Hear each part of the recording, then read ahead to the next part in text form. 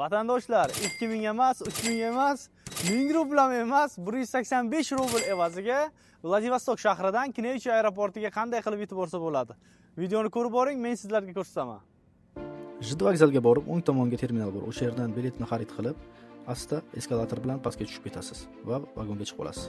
Turganlaringizda hozir biz Vladivostok shahridan qanday qilib Knevich aeroportiga borishni va arzon narxlarda borishni sizga ko'rsatamiz. Telefonimizni taymerga qo'yib oldik. Bu bizga juda ham qiziq. Necha minutga yetib borishimiz. Atrofni kuzatib, mazza qilib, manzaralarni tomosha qilib, ukam bilan ketdik. Ko'rib turganingizdek, 48 daqiqada biz o'zi aeroportga Mana yaqinlashgandik. ko'rib turganlaringizda vatandoshlar, Vladivostok shahridan Knevich aeroportiga 50 daqiqada yetib keldik. Sizlarga eng qulay va arzon bu yo'l, chunki ekonom klass 185 rubldan, biznes klass esa 330 rublgacha bo'ladi. Vatandoshlar, videomiz yoqqan bo'lsa, bitta like bosamiz. Bundanda qiziq kontentlar hali oldinda. Kimda arzon avia chiptalar kerak bo'lsa, ushbu ekrangizda ko'rgan raqamlarga telefon qilib, bemalol arzon avia chiptalarni xarid qilishingiz mumkin.